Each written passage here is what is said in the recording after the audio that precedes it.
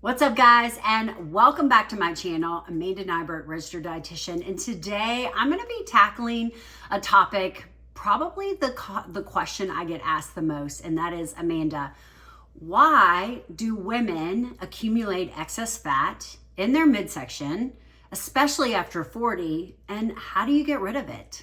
So let's dive into it. In order to understand why women, especially as we age, accumulate more excess fat in our midsection than, say, our counterparts, men, you have to understand three things that really drive abdominal fat, okay? And those three things are, number one, hormonal imbalance, specifically the lack of estrogen.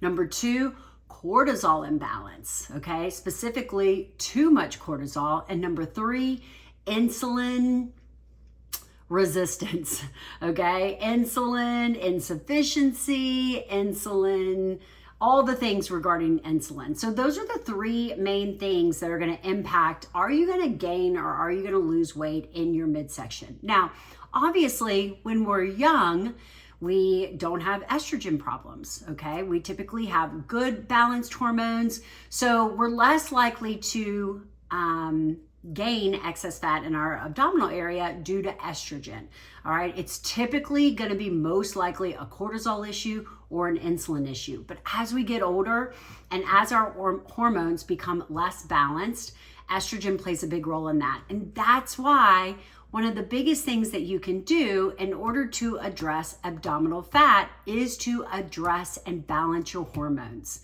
Hormone replacement therapy, the management of menopause has definitely radically changed just in the last 12 to 24 months.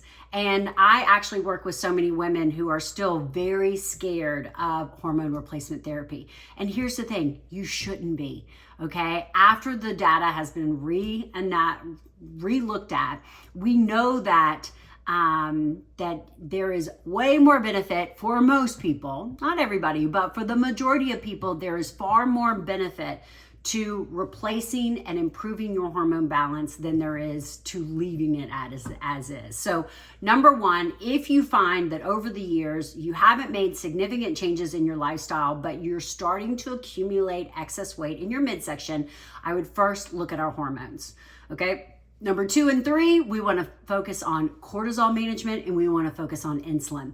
So I want to start with insulin. Insulin resistance is something that not a lot of people dealt with 4 or 5 decades ago, but today we have an epidemic of insulin resistance. And insulin resistance is basically where your body does not react appropriately to the amount of insulin in which it's producing. Because of that, sometimes the body then has to produce more insulin in order to create the impact that we need to level out our blood sugar levels. So let's talk a little bit about insulin, blood sugar, what role it has. So anytime that you eat a meal that has any form of carbohydrates, proteins, unless it's just all fat, you're going to have a blood sugar response. All right, there is a normal blood sugar response and then there is an abnormal blood sugar response. So under a normal blood sugar response, your blood sugar will elevate, your pancreas will secrete insulin, and it will bring your blood sugar back down to normal within 2 hours, okay? So the elevation is moderate, the peak is below 140, and the return to baseline is within 2 hours. Now, most people are dealing with blood sugar dysregulation, okay? So we're eating a diet that's very high in carbohydrates, that's very low in protein, low in fiber. We're sitting all day, we're not sleeping well, we're drinking a ton of alcohol. There's so many things that will impact your blood sugar. So because of that, we constantly have these very high levels of blood sugar. And because of these higher levels of blood sugar, we require a lot more insulin in order to bring it down. Well, over time, your body becomes tolerant to this insulin. The best way I can describe it to you is it's kind of like alcohol.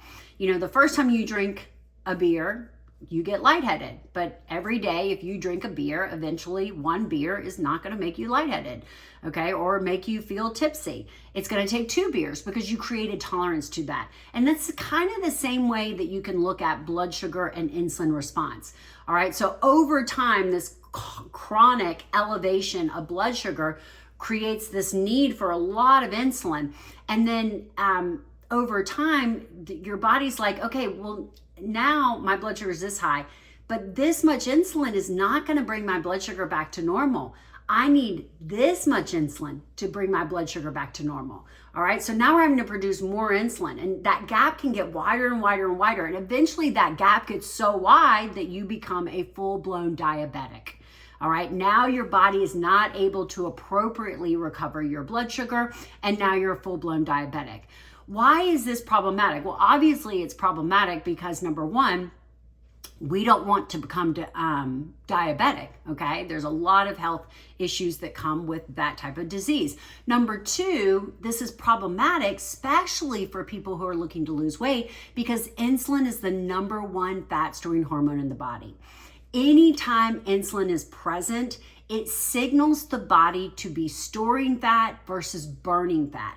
So the higher and the more insulin that your body is forced to produce, the less likely you are going to be able to burn fat. So people with insulin resistance have a much harder time losing weight than people with appropriate blood sugar response. So, and then in result, that type of issue tends to lead to abdominal obesity. Okay, so elevated blood sugar, insulin resistant is going to force your body to store more fat in your abdominal area. So you really have to work to improve your insulin sensitivity. And there's a lot of different ways that you can do that. At the end of the day, in order to improve your insulin sensitivity, you've got to improve your overall blood sugar response. So a couple of things that you can do in order to improve your blood sugar response. Number one, stop snacking. Okay, number one, cut out the snacks, eat 3 to 4 meals a day.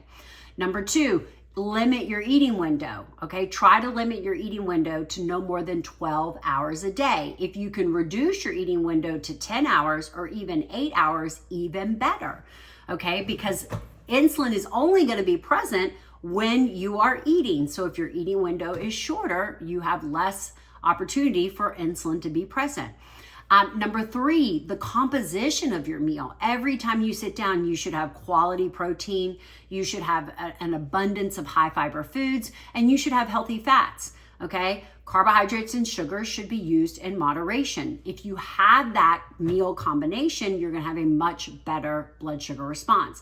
Number four, the order in which you eat your food. Okay, so consuming your fibrous foods first, or even like having raw vegetables before your meal. Fibrous foods first, protein and fat second, leave your carbs for the end, okay? If you're gonna have a sweet treat, eat it at the end of the meal. Number five, movement. Movement before, after a meal is really powerful at improving your blood sugar response. Number six, sleep is very important to improving your blood sugar response. So at the end of the day, if you've got excess abdominal fat, you've got to focus on improving your blood sugar response, your blood sugar control, which is ultimately going to improve your insulin sensitivity. And the last one is cortisol. Okay, cortisol is the stress hormone. So insulin is the number one fat storing hormone in the body. When it's present, we're storing fat. Cortisol is number two. All right, so again, we talk about cortisol in relationship to stress. Now, there are periods throughout the day in which cortisol should be present. All right, in the morning, you're gonna have a spike in cortisol. But as the day goes on, your cortisol levels should be reduced. If you're someone whose cortisol levels are high all day long, it's gonna be hard to lose weight. Okay, cortisol, again, is going to promote more of that abdominal fat. It's gonna make it much harder for you to metabolize fat.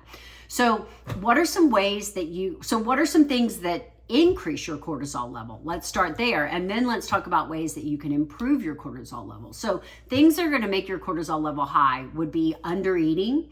Okay, that puts the body under a lot of stress. Over exercising. So again, that puts your body under a lot of stress. You know, workouts, ideal workouts are between 45 to 60 minutes.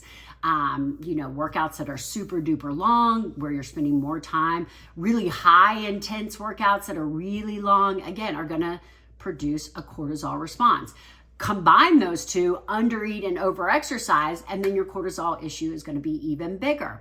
Lack of sleep is going to impact your cortisol levels. Hormone imbalance is going to impact your cortisol levels. And then just stress.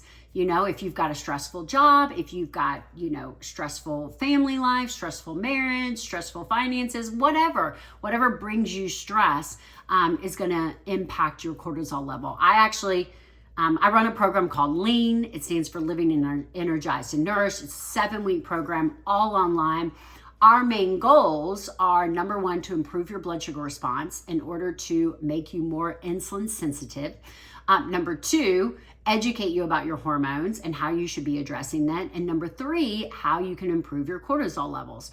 And one of the things that we do in my monthly membership is my clients will wear a CGM, a continuous glucose monitor.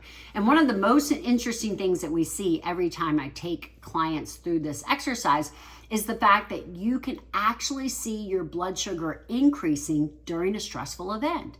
So I have had clients that said, this spike in my blood sugar was during a very stressful meeting, was during very stressful news that I received. So it's very interesting to be able to quantify that stress response and the impact that it has on your body. So what are some things that you can do to improve your overall cortisol level? Well, number one, manage your stress. All right. Simple things like meditation, yoga, a morning routine. If you start your morning fried and wired, you just think about it. Like on the mornings that you get up late, you're rushing, you're yelling at the kids, you're, yada, yada, yada. Again, it sets your whole day up. You're frazzled all day long. But the mornings that you have a little bit more time, maybe you wake up a little bit earlier, you've got plenty of time to do all your tasks. Again, I bet your day is much calmer. So having a morning routine is very powerful. Meditation, deep breathing, restorative exercise like yoga and Pilates can be very beneficial.